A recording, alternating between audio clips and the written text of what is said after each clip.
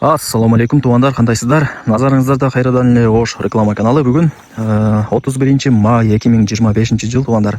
Мен сиздерге жерин аянты 7 сотук болгон ушул сатылуучу үй жөнүндө маалымат бермекчимин. Коммуникация боюнча сүйлөй турган болсок, таза суу бар, свет бар, мышкан кирпичтен тургузулган 2 кабаттуу үй. Биринчи кабат менен экинчи кабаттын ортосуна монолит плита ташталган. Сейсмопоиск колонна бүт бардыгы орнотулган. Көрүп атасыздар, черный потолок болгон, крыша жабылган. Сиздерге деле плюс алып каалагандай ремонт кылып, бүткөрүп кирип жашай бересиздер. Туугандар, негизи барыңыздар айтасыздар. Үйдүн же квартиранын же жердин баасын башында айт депчи. Баасы 3,5 миллион сом. Анан кеми бар. Мына туугандар, башында айттым, сиздер эми лайктан басып коюңуздар. Лайктан басып койсоңуздар, ошончолук рекке чыгып, ошончолук көп адам көрүп, просмотр жакшы болот. Ошол себептен лайктан баскыла деп көп блогер, рекламщиктер айтат туугандар. Баасы 3,5 миллион сом, анан кеми бар. Жүрүңүздөр, мен сиздерге келүү жолун түшүндүрөйүн, анан келип үй жөнүндө маалымат берейин. Туугандар, лайктан басыңыздар. Мен турган жер туугандар бул Мады тарапта жайгашкан Социализм айылында турам. Келүү жолун түшүндүрөйүн. Шаар тараптан келген болсоңуздар, Мадынын центрине жетпеген жерде сол тарапта жайгашкан Арзан деген продуктовый магазинди билесиздер. Ошол магазинден өтүп эле сол тарапта карасаңыздар, мына бул мен турган асфальт көчөнү көрө аласыздар. Ошол көчөгө кирип, бул жака 500 метр түптүз жүрүп келсеңиздер, ошол жерде асфальт жол бүтөт. Ошол жерге чейин маршрутка да келет туугандар. Мына жерде шлагбаум турат, Ошол жака кирсеңиздер, Социализм айыл болуп калат. Кирип, сол тараптагы 7-чи көчөгө кирсеңиздер, сатылуучу үйүбүз жайгашкан. Толук бүтөрөк. Өтө жакшы качествода салынган үйлөрдүн бири деп эсим мага маалымат берди. Так. Үйдүн жери канча дей турган болсоңуздар, 7 соток. Кызыл китеби бар, документи так. Коммуникация боюнча сүйлөй турган болсок, свет бар туугандар. Суу дагы бар. Суу свет боюнча маселе жаралбайт. Мадынын центрине дагы жакын, ашып кетсе билишимче бир 2 же 3 километр гана чыгат Мадынын центрине. Ошол, центрди эмне айтып атам, себеп дегенде, Мадынын центринде мектеп, бала бакча, мечит, магазин, кафе, аптека, маршруттук каттам бардыгы бар.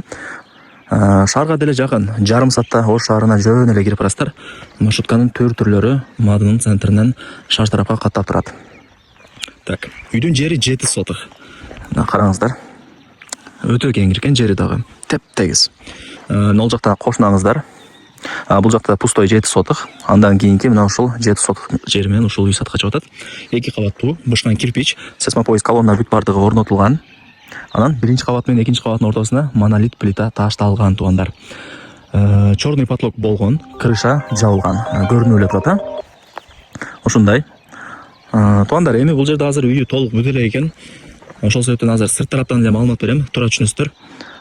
Ичинде көргөзө турган эч нерсеси деле жок. Кимиңиздерге үй жаккан болсо, кимиңиздер кызыккан болсоңуздар, кийин келип көрүп таанышып кетесиздер.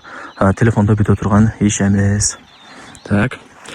Эң негизгиси суу свет бар. 5 кошкон эл.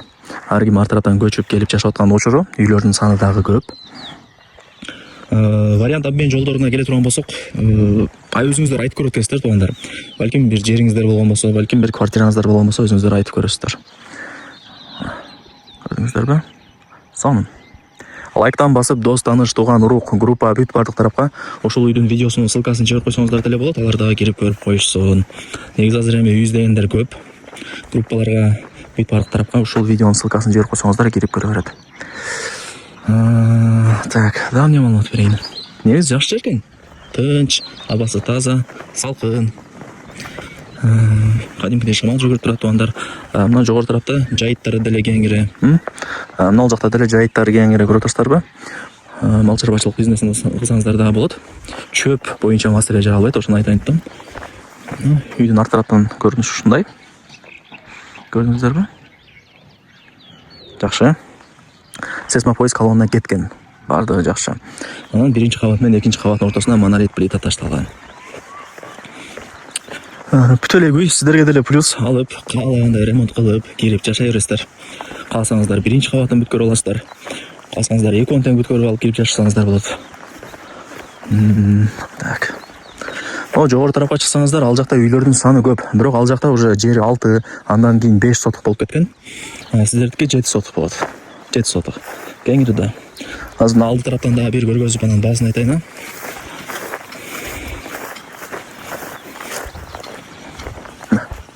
Ошол жерден дагы жакшы болуп көрүнөт экен. Туугандар. Эми туугандар, YouTube'да билесиздер, YouTube'дун тактикасы боюнча видео 4 минуттан ашык болуш керек, ошондо просмотр жакшы кетет. 6 ушундай бир 7 минут алып чыгарса жакшы болот. Просмотр көп болот. Ошол себептен болушунча видеону бир аз узунаак кылып тартабыз. Туура түшүнөсүздөр. Эми бул жакта ээсине дагы жакшы результат болуш керек. Ошончо адамга көргөзүп бериш керек. Сатылыш керек да, мындай айткандачы. Анан кыска нуска тартып эле чыгарып койсоң, көргөн адамга жакшы, бирок реклама берген адамга туура келбей калат. Просмотр аз болуп, зона аз болуп калат. Туугандар, эми үйдүн баасын айтайын. Көрдүңүздөр, жакшы экен. 3,5 миллион сом. Көңүздөр сом менен айтпа десеңер. Мына туугандар, сом менен айтып атабыз. Ошол үчүн болсо лайктан басыңыздар. Сиздер лайктан бассаңыздар бизге акча түшпөйт. Просто айтайын дегеним, ошончолук лайктан көп басса, ошончолук рекет чыгат дагы, ошончолук адамдар көп көрөт. Азыр эми ош рекламаны билбегендер көп да. Үйдө кайсыл жерден көрөт экенбиз, ким тартат экен, ким реклама кылат экен деп билбей издеп жүргөндөр көп. Лайктан басып бөлүшсөңүздөр, ошончолук көп адам көрөт. Ошол себептен лайктан басып комментарий жазыла деп көп блогер, рекламчылар айтат. Ошол туугандар, просмотр жакшы болуш үчүн ошонто айтышат, лайк басып комментарий жазыла депчи. Так, баасы 3,5 миллион сом. Эсин номери ушул видеонун экранында жазылып турат. Барыңыздарга ийгилик, колдон чарбаңыздар.